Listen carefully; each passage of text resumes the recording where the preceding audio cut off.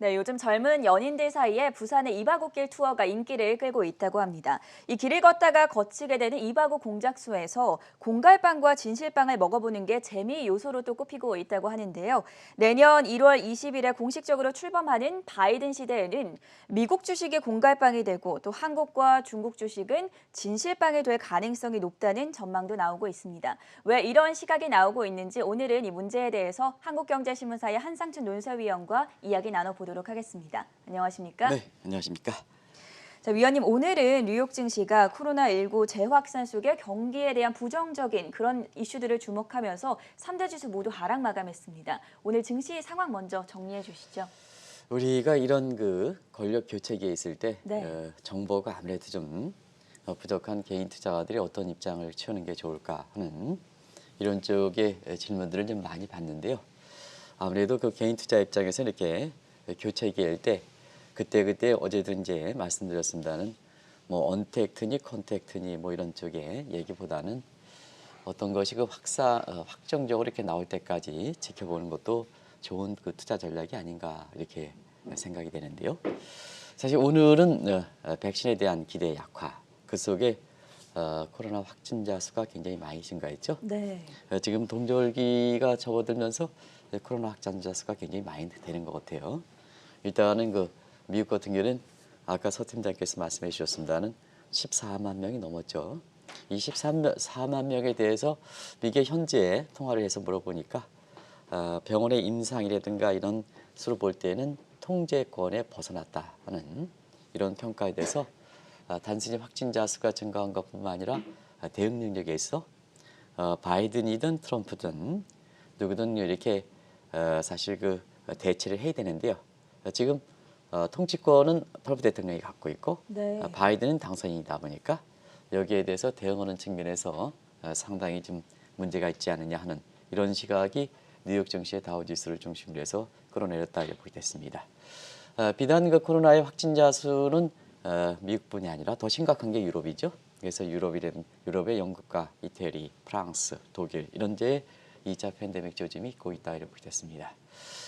그래서 결국은 트럼프 대통령이 이 문제에 대해서는 지난 3월 이후에 보여준 태도를 보면 통치권을 내년 1월 20일까지 갖고 있으면서 사실 본인 자신의 이익보다는 미국 국민들의 이익을 위한다면 마지막 통치권력을 이용해서 2차 팬데믹 조짐에 대해서 좀 예방적 조치를 해야 되는데요. 이 기대는 지금까지 취했던 정책으로 트럼프의 자세를 볼 때는 힘들지 않겠느냐. 결국 바이든의 코로나 TF팀이 이렇게 나서지 않겠느냐 하는 네. 측면에서 TF 내에서는 백신이 상용화되기 전까지는 요 통제권을 벗어난 부분에 대해서 사실상 안정권으로 다시 이렇게 들어오려면 미국 전역을 재봉쇄해야 된다는 얘기가 오늘 미국 증시를 끌어내렸던 가장 큰 배경이 됐다 이렇게 됐습니다. 전역을 통제해야 된다. 이게 트럼프 대통령과 자세가 좀 다른 점이죠. 네. 그런 측면에서 이렇게 인데요. 그러면 코로나 백신 문제는 어떻게 될까 하는 측면에는 백신에 대한 기대가 약화되는 것은 어제도 이제 트럼프 리스크와 함께 그 문제도 지적해 드렸습니다는 아무리 패스트트랙 여러 가지 절차를 빨리 가져간다 하더라도 내년 상반기나 가능하지 않느냐. 아까 서 팀장께서는 내년 하반기다 이런 말씀. 일반적인 절차고 패스트트랙 할 때는 내년 3분기 동절기 끝나고 북반구 지역이 끝나고 가능한 것이 아닌가. 그래서 벌써부터 이제 내년에 2, 4분기를 겨냥해서 제약사들의 계약 관계는 보통 한 6개월 앞서서 한다 그래요. 저는 이 문제를 모르기 때문에 왜 그럴까 하는 것을 물어봤더니 제약과 관련된 영업을 하는 사람들은 이미 이게 여성분들의 지금의 이렇게 패션쇼는 올겨울의 패션쇼가 아니라 내년에 그렇죠. 봄, 여름 패션쇼 아니겠습니까? 네. 그거 비슷하다 그래요. 네. 그래서 내년 2분기를 겨냥한다면 벌써부터 유럽에서는 뭐 3억 이상의 파이자 백신, 그다음에 우리나라도 지금 선구매하고 있죠. 거래하고 있죠. 이런 쪽의 모습들이다 보니까 결과적으로 내년 상반기는 가능하지 않느냐. 그러면 이제 브레이크홀 기간이 있는 거죠. 지금 상태에서 트럼프와 그다음에 바이든 간의 권력 교체기, 그리고 올 겨울철에 파이자 백신에 대해서 임상실험 결과가 된다 하더라도 올 겨울철은 어떻게 될 것이냐 하는 측면에서 2차 팬데믹에 대한 우려 이것이 지난 그 2월, 3월에 있었던 1차 팬데믹보다 더 어렵지 않느냐 하는 이런 시각에서 주가가 하락되는 배경이 됐다 하는 것을 말씀드리겠습니다. 2차 팬데믹에 대한 우려가 있기는 하지만 바이든 정부가 공식적으로 내년에 출범할 경우에는 세계 경기가 개선될 수도 있다. 이런 시각들이 주류를 이루고 있지 않습니까? 네, 개인들 입장에서는 단기 트레이딩하는 사람들은 네. 그때그때 자리에서 따라서 움직입니다는 장기적인 투자하는 시각에 있어서는 아무래도 지금의 이렇게 코로나 문제와 관련된 이렇게 백신과 관련된 왔다 갔다 하는 이런 문제에 흔하지 않고 사실 장기적으로 어떻게 될 것이냐는 측면에서는 역시 세계 경제 큰 줄기에서 내년 1월 20일에 출범하는 바이든 시대에 어떻게 될 것이냐 하는 것을 겨냥한 사실 투자 전략, 그다음에 기업 입장, 각국의 경제 정책도 지금의 그렇게 악재 호재가 반복되는 것과 관계없이 그 틀에서 이렇게 되는 게 아닌가 생각합니다. 그런 측면에서 내년에 세계 경제는 어제도 이제 골드만삭스 얘기를 하고 공교롭게도 오늘도 이제 우리 그 아침에 골드만삭스의 S&P 전망에 대해서 다시 한번 짚어주셨지 않습니까? 네. 전체로 낙관적 분위기다. 그런 측면에서 두 가지 측면이죠. 일단 다자 채널을 복귀한다 하는 측면에서는 세계 교역과 세계 경제 성장이 되지 않느냐. 대체로 바이든 효과에 의해서 세계 경제 성장률이 0.3%포인트 제고될 것이다. 그리고 파이자의 그 상용 문제는 내년 상반기에 되지만 아무래도 임상실험 결과거든 파이자가 될 때는 사람에 격리시켰던 것을 붙여놓으면 세계 교육이 되지 않느냐. 그래서 이 두 가지 요인을 볼 때는 내년도에 세계 교육을 0.1%포인트를 제고시키지 않느냐 하는 이런 쪽의 얘기가 되면서 성장률 측면에서는 최대 이렇게 1%포인트 그리고 최소 이렇게 0.5%포인트 제고시킬 것이다. 두 가지 효과 합쳐서 이렇게 되거든요. 그러다 보니까 자연스럽게 수출 지향적 국가들이 많이 이렇게 지금 부각된다 이렇게 됐습니다. 네. 그래서 아무래도 수출 지향적 국가들은 후발 이렇게 궤도기 될 거로 이렇게 보이는데요. 그렇죠. 수출 지향적 국가 중에선 가장 이렇게 중심 국가가 아무래도 중국과 한국이지 않습니까? 그래서 이런 국가들이 바이든 정부 출범 이후에 세계 교역이 다시 회복이 되고 다자 채널과 함께 그다음에 백신 문제를 해서 사람의 이동을 격리시켰던 것을 붙여놓고 상품의 이동을 자유롭게 되면 결국 한국과 중국이 부각되지 않겠느냐 하는 측면에서 오늘 한국경제신문에서도 대선 이후에 각 국가별로 펀드 승리를 보면 네. 수출 지향적 국가들이 가장 펀드 수익이 높은 거로 나와요. 베트남과 중국과 한국 같은 이런 국가들이 사실 지금 부각되고 있다 이렇게 됐습니다. 말씀해 주신 대로 이런 기대감이 반영이 돼서 그런지 바이든 후보가 당선이 확정된 이후에 국제 간의 자금 흐름을 보면 한국과 중국으로 자금이 많이 유입이 되고 있지 않습니까? 네, 돈의 흐름이 가장 빠른 겁니다. 네. 뭐든지 돈의 흐름이 빠르죠. 그래서 대선 이후에 지금 이렇게 돈의 흐름 거래를 볼 때는 증시로 6거래일이 되고 있는데요. 지금 6개월 거래일 동안에 중국과 한국, 베트남 이런 수출 지향적 국가로 자금 빨려가는 추세가 굉장히 빠르다 이렇게 됐습니다. 일단 미 대선 이후에 바이든이 당선이 윤곽이 확정된 이후에 역시 수출 지향적 국가가 부각되지 않겠느냐. 그래서 이것을 겨냥한 글로벌 자금들이 중국으로 얼마 들어가느냐. 지금 중국으로 6거래일째 사실 10조 원이 들어갔습니다. 그리고 한국 증시도 미 대선 이후에 지금 6거래일째 연속해서 계속해서 지금 3조 7천억이 들어갔습니다. 네. 3조 7천억이라는 것은 6거래일 만에 들어갔다 이렇게 보시면 되는데요. 이것이 국제 간 자금 흐름이다 이렇게 됐습니다. 자연스럽게 중국과 한국으로 자금 들어가니까 환율의 결정 요인은 다른 요인도 있긴 합니다는 아무래도 위안화라든가 그다음에 원화의 가치가 절상되는 속도 우리로 보면 가치가 올라가는 속도가 빠르다 이렇게 됐습니다. 그래서 눈이 지적해 드립니다는 위안화 환율 같은 경우에도 길게 보면 코로나 직후에 1달러당 7.3위안까지 절하되다가 지금은 사실 어제는 6.6위안대로 굉장히 빨리 절상되고 있죠. 중국은 관리별동 환율이기 때문에 사실 통화 가치를 절상된다는 표현을 쓰는 겁니다. 네. 그래서 6.6위안대로 중개 위안화의 절상 속도가 상당히 빠르다 하는 걸 말씀드리고 원달러 환율도 어제는 사실 너무 급락한 1,110원이 붕괴된 거에 따른 반발이 있긴 합니다는 어제도 1,100 이렇게 14원을 끝났죠. 네. 그래서 길게 봐서 3월 중순에 1285원에서 어제는 1114원. 그래서 여기 이제 나오네요. 우리가 171원 정도가 떨어져서 절상 속도가 상당히 가치 상승 속도가 빠르다 이렇게 됐습니다. 결과적으로 보면 사실 이런 것이 돈의 흐름이다 이렇게 보이됐고요. 중국과 한국이 이제 어제도 외환 시장의 질적 변화를 좀 드린데요.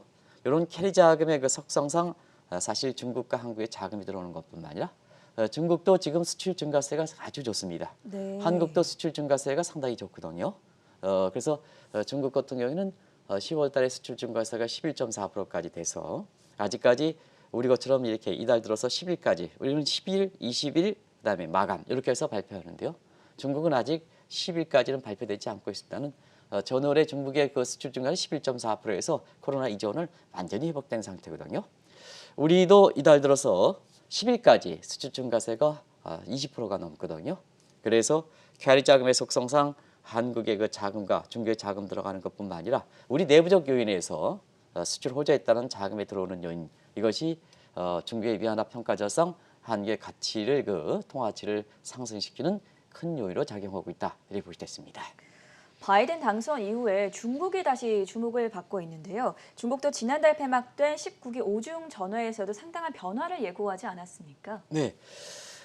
미국은 권력 교체기에 있습니다는 네. 사실 이게 세계에서 가장 크면서 저도 그랬습니다. 많은 사람들이 미국 쪽으로 전부 방송하는 과정에서 중국의 굉장히 획기적 변화, 미국의 권력 교체기 이상으로 네. 변화를 사실 시청자분에 전해드리지 못한 것 이것은 좀 양해 좀 부탁드리겠습니다. 근데 중국은 사실 미국보다도 권력 교체기보다 더 큰 변화가 있다. 그것이 지난달 27일 날 끝났던 19기 오중 전회의 내용이다 이렇게 보이됐습니다. 여기서 19기 오중 전회와 이전과 왜 어떤 차이가 있기 때문에 사실 미국보다도 더 큰 변화가 있었느냐, 빅 체인지가 있었냐 하면 그 이전까지 한번 보겠습니다. 중국에서 사실상 중국 경제가 대외적으로 주목받기 시작한 데가 덩사평, 등소평 시절에 1978년 개방개혁 정책을 표방한 것이 아닌가 생각합니다. 이때부터 세계에서 중국에 대해서 관심을 보였던 때거든요. 이때에는 사실 중국이 대외 개방 그다음에 개혁 정책을 통해서 주로 수출 지향적 전략을 취했던 이런 상태가 금융위기 이전까지 그다음에 금융위기도 지속돼서 경우에 따라서는 시진핑 집권 시점까지 중국의 성장 전략이었다 이렇게 됐습니다.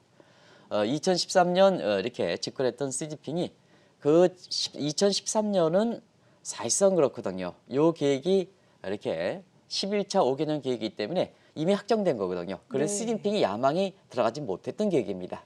시진핑의 야망이 부분적으로 들어가기 시작한 게 2015년 사실 12차 5개년 계획서부터 시작했다 이렇게 됐습니다. 그리고 올해 마지막 된 거거든요. 2016년서부터 이렇게 13차 5개년 계획이 이렇게 돼서 올해 마무리됐던 거죠. 다시 한번 정리해 드리겠습니다. 제가 그거 헷갈렸던 것 같습니다. 그래서 시진핑 정부가 들어왔을 때가 12차 5개년 계획. 네. 요거는 이미 이전에 확정된 이렇게 후진타이 정부 시절에 확정되기 때문에 중간에 들어오는 입장에서는 요 계획이 이렇게 시진핑의 의지가 참지 못했다. 그리고 2015년서부터 시작된 13차 5개년 계획이 시진핑의 그 야망에 들어갔던 첫 작품이다 이렇게 됐습니다. 이것이 이제 끝나면서 14차 5개년 계획이 들어갔던 거죠. 그래서 5중 이렇게 전회 19기 5중 전회를 이번에 폐막하면서 중국이 사실 그 개혁 개방 정책에서 쌍순환 전략으로 바뀐 거죠. 그래서 대외 부분에 이렇게 전략과 내 부분의 전략 이렇게 해서 쌍순환 전략인데 이거 속으로 뜯어보면 내수 전략입니다.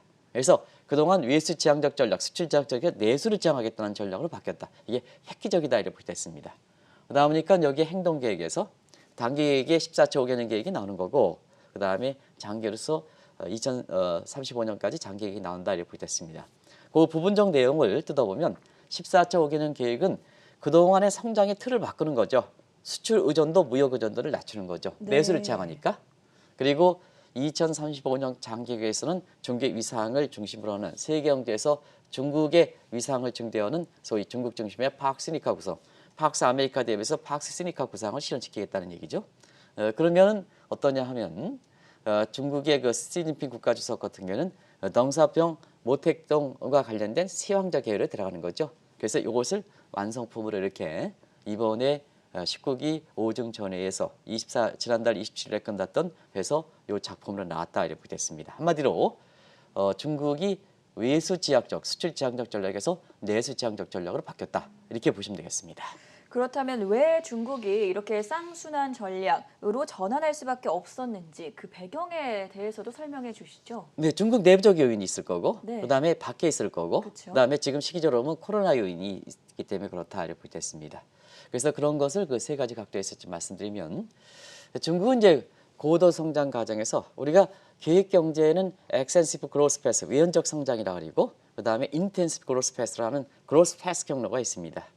그래서 맨 처음에는 인프라가 갖춰지지 않았기 때문에 농촌에서 인력을 뚝 이렇게 해가지고 무조건 되고 투입만 하면 생산량이 증가하겠죠. 그런 것을 보통 외연적 팽창을 한다. 효율성 따지지 않고 효율성은 뭐 맨 처음에 어떻게 생각합니까? 네. 인프라 갖춰지지 않은 상태에서. 근데 그렇게 되면 예를 들어서 우리나라도 1920년대 섬유공장, 구로지한제 섬유공장 하면서 사실은 섬유전쟁 대홍을 받았죠. 왜냐? 농촌에 이렇게 젊은 인력들이 이렇게 뚝 들어와서 인건비 증가 없이 이렇게 되다 보니까 우리나라의 섬유 산업이 주력 수출 산업이 됐죠. 근데 농촌에서 인구가 이렇게 공급되지 않을 때는 중국 입장에서 로리스 전환점을 맞으면 그때부터는 인건비가 상승한다. 그때는 어떠냐? 이제 효율성 따지는 거죠. 인텐시브, 한 사람당 생산성을 중에 인텐시브 단계로 이렇게 가는 거죠. 그래서 중국은 사실은 고도 성장 과정에서 엑센시브, 외연적 성장에서 내연적 성장을 가는 과도기적인 상태에 지금의 트럼프에서 바이든에 겪고 있는 혼란 상태를 생각하시면 되겠습니다. 네. 굉장히 혼란 상태가 되죠. 코로나 문제가 이렇게 돼 있는데 통제력이 없으니까 이렇게 똑같은 각도로 생각하시면 되겠다 이렇게 됐습니다. 이런 것이 고도 성장 과정에서 이렇게 나왔던 후유증이다 이렇게 됐습니다. 이런 걸 노출된 때가 특정 외부적인 충격이 있을 때가 이게 노출되는데요. 사실 그것이 2008년에 금융위기 당시에 중국 경제 고도 성장 과정에 이렇게 문제점이 노출되기 시작했다 이렇게 됐습니다. 그래서 그때의 당서기를 맡고 있었던 후진타오가 지금의 어떻게 보면 쌍순환 전략의 전신이라고 하고 있는 리밸런싱 전략 한때 이렇게 많이 얘기했죠. 리밸런스를 정해서 그때에도 수출 비중 좀 줄이고 내수를 좀 확대시키자 하는 중국의 성장 전략에서 리밸런싱하는 전략이 됐었는데 이게 강도가 세지는 않았습니다. 그리고 이게 효과를 받을 때 후진타오에서 시진핑으로 권력이 넘어갔던 거거든요. 그 권력 교체기에서 전신의 후진타오의 리밸런스 전략이 약화되다 보니까 자 중국의 고도 성장 과정에 후유증들이 더 이게 처리가 되지 않은 상태에서 굉장히 누적됐던 거죠. 그것이 많은 전문가들이 얘기하는 3대 회색 코뿔소다 이렇게 됐습니다. 네. 뭐 아시겠습니다는 과다한 부채 문제, 그다음에 그림자 문제, 부동산 거품 문제 이게 이렇게 되고요. 그러다 보니까 이 3대 회색 코뿔소가 더 이상 수출 지향적 전략으로 가면은 중국의 뭐냐 지방 정부의 사실상 채산성 악화, 부도 속출, 은행의 뱅크런, 제3의 천안문 사건, 그다음에 시진핑 축출 이런 얘기가 나올 수 있다 보니까 결과적으로 이번에 3월 달에 껐던 양해 대회를 거쳐서 이번에 이렇게 19기 오중전회에서 이와 같은 전략을 모색했다 이렇게 됐습니다. 이것이 이렇게 쌍순환 전략이 나왔던 가장 큰 내부적 요인이다 이렇게 됐습니다. 외부적 요인에 있어서는 트럼프 정부의 보호주의가 강화되다 보니까 중국이 경제 위상에서 수출 지향적 전략을 종전처럼 1978년에 취했던 개혁과 개방 정책을 계속해서 성장 전략을 밀고 나가면 네. 보호주의가는 트럼프 정부에서 충돌이 될 수밖에 없죠. 그런 측면에서 충돌이 됐던 이런 문제고요.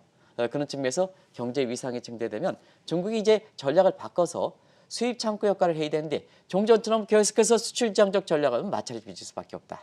그리고 이번에 코로나 될 계기로 해서 이 보호주의 색채가 더 강했죠. 다른 뭐 성격도 있지만 네. 아우타키적 성격, 자급자족이죠. 자급자족. 예를 들어서 수출보다는 내수, 일전에 말씀드렸습니다. 업쇼링보다 인쇼링, 아웃소싱보다는 인소싱 이런 식으로 되는 거죠. 이런 식으로 되다 보니까 결국 자급자족일수록 아우타키 성격일수록 경제의 내수가 확보된 상태에서는 독립성과 이렇게 안정성이 보장되다 보니까 내 힘이 커지는 거죠. 내 힘이 남해에서 주춤주춤 하다 보니까 내 힘이 커지는 거죠. 그러다 보니까 중국이 세계에서 차지하는 이런 위상이 증대될 수 있다는 측면에서 내부적으로 문제점 치료하고 보호주의 취지에서 이제는 중국의 경제가 위상이 높아질수록 수출 지향할 때 마찰이 심해지고 그다음에 코로나 때는 전반적으로 아우타키 성격, 자업자족 성이 있을 때 모든 걸 갖추고 있어야 힘이 목소리 하는 네. 이런 측면에서 이번에 쌍순환 전략 이게 사실상 내수 위주로 바뀌는 전략을 취했다 이렇게 보겠습니다. 왜 중국이 쌍순환 전략으로 전환할 수밖에 없었는지에 대한 세 가지 이유를 짚어주셨는데요. 사실 우리도 그렇습니다만 수출에 익숙했던 국가가 내수로 전환하는 것이 쉬운 과제는 아니지 않습니까? 쉬운 과제는 아니기 때문에 중국도 사실은 2008년서부터 리밸런싱 내수 위주의 전략을 취했다 하시면서도 지금 그 위로부터 12년이 경과된 상태에서 이런 모습을 구체화시킨다 이렇게 보겠습니다. 우리가 그렇지 않습니까? 우리가 사실 사람에 대해서도 이렇게 습관이 있으면 이걸 아무리 나에 닥친다 하더라도 그걸 변화시키기가 어렵지 않습니까? 그렇죠. 그래서 혁신이라든가 개혁이라든가 이런 것이 변화가 어려운 것도 바로 그런 게 아닌가 생각합니다. 특히 기득권일수록 이전 체제에서 기득권일수록 말은 떠들지 혁신을 하지 못한다. 이렇게 얘기를 나온 것도 바로 지금 전 앵커가 수출 지향적으로 이렇게 먹고 사는 이런 입장에서 보면 네. 내수로 가야 되는데 이걸 못하는 요인이다 이렇게 보겠습니다. 한국도 이미 하드웨어 측면에서 세계 경제의 10대 대국으로 본다면 우리 경제의 독립성과 안정성을 위해서는 사실 내수 쪽으로 가야 되지 않습니까? 그럼에도 불구하고 아직도 과거 1960년대 1차, 2차, 3차 수출 지향적에서 아직도 한국은 수출 지향적 국가다 이렇게 네. 얘기하는 것도 바로 그런 측면이 아닌가 생각합니다. 근데 시간이 지연될수록 이게 굉장히 부작용이 나타나는 거죠. 왜 그러냐면 우리가 하면 수출 지향적 국가, 경제 후발국에서 수출은 지향적 국가를 할 수밖에 없는데요. 왜 사실상 국내 자본 축적이 없는 상태에서 유일하게 강점을 갖고 있는 쪽으로 가다 보면 이미 선진국들은 그 분야에 경쟁력으로 해서 공업 발전이 됐던 상태거든요. 네. 그래서 맨 처음 국가들은 아무래도 성장하기 어려운 측면에서 선발국들의 이렇게 지원이 필요하다 이렇게 보겠습니다. 그게 바로 국가 입장에서는 경제 발전 단계 유치산업 보호론이다 이렇게 보겠습니다. 그래서 선발국들은 자 중국이라든가 한국이 6.25 폐허로 2차 세계대전 폐허로 인해서 폐허가 됐지만 자 일정 부분에 있어서는 이렇게 성장이 되고 시장이 되면 미국이 팔아먹을 수 있는 거거든요. 이게 2차 세계대전 끝나고 나서 웬수처럼 2차 세계대전에 싸운데도 불구하고 마샬 플랜에서 독일 살려 엊그제까지 사람을 했는데도 자 독일 살려 그러면서 독일의 경제가 이렇게 되면 미국에서 수출품 팔아먹지 않느냐 하는 이런 측면의 유치산업이다 이렇게 됐습니다. 그리고 이런 국가 입장에선 인위적으로 본인의 경쟁력 없어 인위적으로 그 국가의 인위적으로 평가 절하를 해야죠. 네. 그럼 수출 경쟁이 증가되면 수출이 증가되겠죠. 그렇죠. 그래서 선발국 입장에서는 수입 창고 역하면서 수출국의 입장에서 인위적 평가 절하를 이렇게 유도했다 이렇게 됐습니다. 근데 지금은 중국이 어떠냐? 중국이 쌍순환 전략을 모색할 때는 이제는 원조를 받는 국가, 원조 수혜국에서 원조를 주는 국가로 바뀌었다는 얘기입니다. 원조를 주는 국가. 네. 이런 측면에서 과거의 수출 지향적 국가를 하면 마찰을 빚을 수밖에 없죠. 위상도 뭐냐? 큰 어른이 됐는데 네. 큰 트럼프처럼 큰 어른이 되는데 자기만 생각했다 보면 사실상 뭐냐? 미 국민으로부터 이렇게 외면당하는 꼴이 되는 거죠. 그와 같은 상태를 되겠다 이렇게 보겠습니다. 그래서 중국이 지금은 내수를 확대하고 또 다른 국가의 이렇게 수입 창구 역할을 해야 중국이 국제화 사회에서 이렇게 중국의 사실 1대1로 개혁을 통해서 중국의 세 확장을 하는 이런 쪽의 국가들을 흡수할 수 있지 않습니까? 수입 창고 있지 않습니까? 근데 이것이 과거처럼 이렇게 계속될 때는 마찰이 빚을 수밖에 없고 중국이 따르는 국가의 수입 창고 역할을 하지 못하다 보니까 중국의 세 확장 전략이 다 안 되는 거죠. 네. 그래서 이번을 통해서 두 가지 측면. 하나는 내수를 확대하겠다는 측면에서 쌍순환 전략이 바뀌었다 이렇게 볼 때고요. 그다음에 중국의 위안화가 빨리 이렇게 평가 절상하는 것을 용인하는 거다. 네. 이렇게 보셨습니다. 중국이 위안화를 평가 절상을 용인해야 중국의 다른 들러붙어야 될 국가는 상대적으로 통화 가치가 약세가 되지 않습니까? 그러면 그 국가들이 수출이 증대하고 중국의 수입 창고 역할을 하니까 중국으로 착 달라붙는 거죠. 네. 그런 측면에서 세확장 전략이 이렇게 나오는 거다 이렇게 보겠습니다. 이렇게 중국이 내수를 키우기 위해서 홍색 공급망을 구축할 계획이라고 하던데 어떤 전략인지도 자세하게 설명 부탁드릴게요. 지금은 국가가 무너졌다 이런 얘기를 하지 않습니까? 네. 그런 측면에서 세계가 경제적 측면에서는 국경은 의미가 없다. 레벨, 평평한, 프레이닝, 필드 이렇게 되지 않습니까? 예, 한국경제TV에 우리 캐스터분이 전해준 거 한번 보시겠습니다.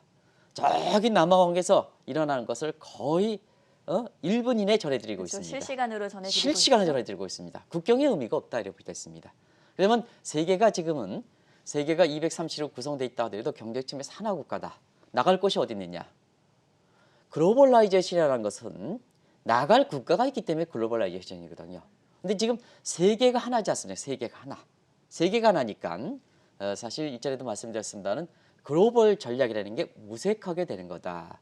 그래서 슬로벌라이제이션, 글로벌 속도가 둔화된다. 이게 2015년 다보스 포럼에 나왔고 네. 지금은 아예 글로벌 탈퇴해야 된다. 나갈 곳이 없냐? 세계가 하나인데. 세계가 하나인데. 이렇게 되는 거죠. 그래서 우리나라가 이렇게 국내 증권사들이 해외 투자할 때 글로벌 쪽에 하는데 그렇게 하면 현 문재인 정부로부터 이렇게 사실상 문재인 정부로부터 이렇게 부정적 의미가 됐다. 네. 그래서 한국경제신문이라든가 한국경제TV에서 자본을 수출하는 이런 쪽으로 해서 이렇게 의미를 바꿔야 된다는 것도 디스글로벌리제이션, 디글로벌리제이션 이렇게 되거든요. 그리고 지금은 중심국가라는 표현을 쓰지 않지 않습니까? 지금 한번 보겠습니다. 우리가 보면 최근에 보면 이 미국의 그 바이든이 되면서 한국에 대해서 남태평양의 중심축이 될 것에 대해서 한국이 협조하냐? 그게 니핀 측인가 이렇게 나올 겁니다. 언론 쪽에서. 그게 그랬는데요. 그와 마찬가지로 우리가 피보팅 중심축 국가 이렇게 되는 거죠. 네. 중심축 국가. 국경이 없으니까 중심축이 되는 거죠. 축이 되는 거죠. 그래서 용어 자체도 중심축으로 나오는 게 바로 그렇다 이렇게 됐습니다.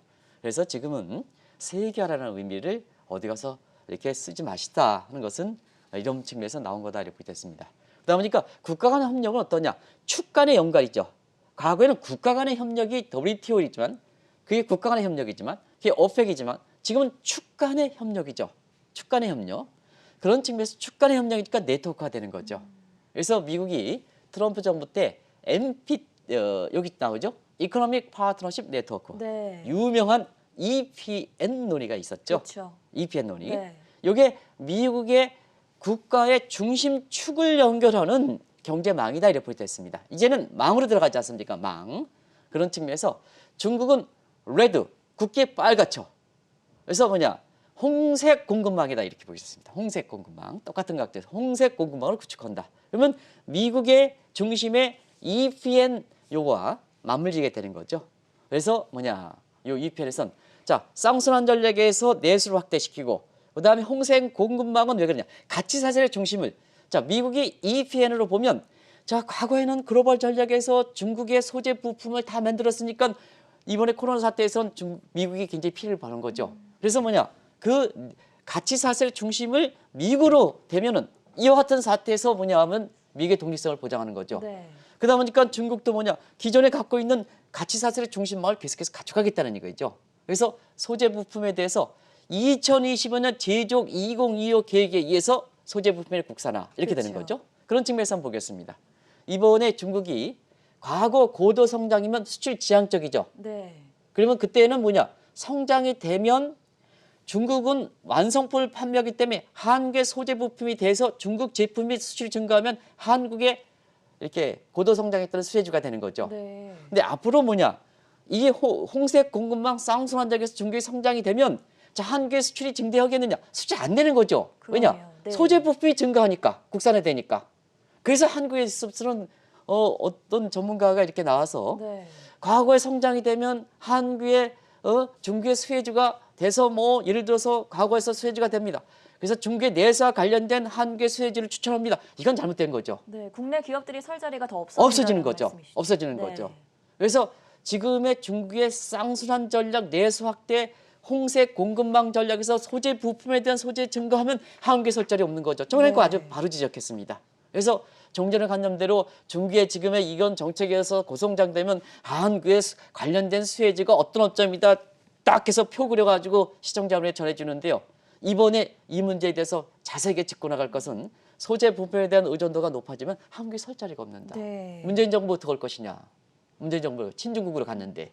그래서 지금의 미국의 권력 교체기의 바이든의 입장에서도 트럼프와 어떻게 될 것이냐. 그리고 중국이 미국의 바이든 전략에 미리 맞춰서 오중 전에서 이렇게 구축했던 이런 문제에 대해서 한국이 어떤 입장을 취하느냐 하는 게 굉장히 시급성이 가는 거거든요. 네. 단순히 뭐냐, 외교부 장관 미국에 파견하는 그런 일이 아닙니다. 근본적으로 기업의 중심이 돼서 이런 추세에 대해서 글로벌 추세에서 한국이 어떤 입장을 취하느냐.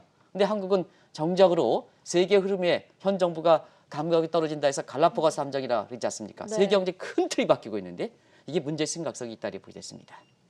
마지막으로 오프닝 때 말씀드렸던 부산의 2박 5일 투어로 다시 돌아가 보도록 할게요. 요새 서학 개미들 사이에서 바이든 시대가 온다면 미국 주식은 속빈 강정이고 그리고 오히려 한국 주식이나 중국 주식을 추천해야 된다라는 시각들이 나오고 있던데 이 부분은 어떻게 설명해 보면 좋겠습니까? 네, 앞서 말씀드린 같이 이 바이든 정부 시절에는 무역이 증대되지 않습니까? 다자 채널 복구하니까 중국과 한국 어떤 수출 지향적 국가들이 이렇게 유리하다. 그리고 여기에 맞춰서 국제 간 자금 흐름은 이미 벌써 중국과 한국으로 들어온다. 그게 통화치 절상으로 나타난다. 통화치 절상으로 나타나면 환차익이 기대되지 않느냐 하는 측면이거든요. 그런 각도에서 감이 빠르신 분들 같은 경우에는 이렇게 쉽게 우리가 우스개로 외화내빈 공갈빵, 그 다음에 외유내강 진실빵 이런 얘기했습니다는 그게 확 들어오는 게 아닌가 생각합니다. 한번 보겠습니다. 해외 주식 투자 수익률은 주가 상승률에 거기에 환차손 빼기를 이렇게 수수료가 되겠죠. 네. 이게 되겠죠. 미국 주식 보겠습니다. 주가는 올라갔다. 근데 원달러 환율이 많이 떨어지고 그러다 보니까 환차손이 발생하죠. 그쵸. 수수료는 없죠. 네. 손에 들어오는 게 없죠. 주가 상승 7%에서 손에 들어오는 거 없죠. 이렇게 되니까 아마 우리 현명하신 소학개미들도 이미 미국 주식에 따라서 환차손에 크게 고민하는 모습 아마 지금 원달러 환율 하락과 함께 될 겁니다. 근데 중국 주식은 뭐냐? 주가 상해 지수 그렇게 많이 올라가지 않지만 위안화 평가 절상되니까 환차익이 되는 거죠. 손에 들어오는 소득이 많다는 얘기입니다. 또 한국 주식은 환차손은 미국 주식에 대비해서 최소한 환차손은 없지 않습니까? 네. 그래서 그런 각도에서 이렇게 미국에서 보면 바이든 정부 시절은 어떨 것이냐 하는 측면에서는 바이든 정부 시절에서는 자 세계 교육이 증가한다. 수출 증가하는 할수록 중국과 한국이 는다. 그 다음에 바이든 시대에서는 달러 약세지 않습니까? 그게 상징이지 않습니까? 네. 그런 각도에서 지금 뭐냐 환차익과 그 다음에 사실 수출쟁돼서 경제성장 제고는 중국과 한국이 기대된다 하는 측면에서 미국은 나싱버거가 될 것이다. 네. 이게 나싱버거를 미국의 월가에서는 나싱버거인데요. 한국말로 좀 어떻게 표현할지가 그렇습니다. 그래서 어렵네요. 소핀 강정하다 보니까 아까 사실 요즘 그 젊은 사람들 사이에 부산의 부산, 영향에서 그런 용어가 화두가 돼서 그다음 나싱버거는 공갈빵이다. 그다음에 한국과 중국 주식은 자 겉은 화려하지 않지만 여기 이제 맞죠? 외유 겉은 화려하지만 내실은 내강 내실은 허다 해서 진실빵이 될 것이다 해서 솔리드 버거 이렇게 되죠. 속이 꽉 찬 버거가 될 것이다. 네. 이렇게 돼서 과거 시간이 이렇게 해서 과거 우리나라의 그 이렇게 가수 중에서 제가 좋아하는 가수 중에 정엽 가수라는 분이 있는데요. 네. 뭐 나싱버거 이렇게 하지 않습니까? 네네. 그리고 이제 김조한 정엽 말씀하시는 네네 거죠? 김조한 그 가수도 솔리드라는 네, 게 있죠. 그쵸. 그런 그룹이었죠. 게 이제 그런 거 생각하시면 되지 않냐 생각합니다. 그래서 미국 주식은 이렇게 바이든 시대에서 사실 수출 지향적 국가들 혜택을 받다 보니까 또 달러 약세되면 나싱버거 될 것이다. 이렇게 해서 공갈빵이 될 것이다. 그다음에 중국과 한국 주식은 화려하지 않지만 환차익까지 기대되니까 그렇다. 그래서 외국인들이 자 미 대선 이후에 이런 네. 걸 감안해서 벌써 6거래일에 3조 7천억 하는데요. 우리나라의 기관 투자가들은 뭡니까? 기관 투자가들은 이럴 때 좀 기관 투자가들 해외 주식 사지 않고 한국 주식을 샀다면 지금 우리 동학개미들이 얼만큼 돈을 벌었을까 하는 측면에서 우리나라의 그 기관 투자가들이 제발 좀 역할 좀 하지 말. 이럴 때 뭐냐 외국 주식이 외국인들이 산다고 해서 걷다 그냥 이렇게 팔지 마시고 네. 이럴 때일수록 그게 한국 주식이 올라가면 우리 국민들이 이렇게 권력 교체기에 있을 때 굉장히 스트레스가 좀 줄어들지 않겠냐 하는 측면에서 오늘 그런 쪽을 좀 한번 중국을 다시 보자 하는 측면에 말씀드렸습니다. 네, 중국이 추구하고 있는 쌍순환 전략에 대한 이해와 함께 바이든 시대가 공식적으로 출범할 경우에는 왜 미국 주식뿐만 아니라 국내 주식과 중국 주식에 더 초점을 맞춰야 하는지 함께 내용 들어봤고요. 지금까지 한국경제신문사의 한상준 논설위원과 함께했습니다. 고맙습니다. 네, 고맙습니다.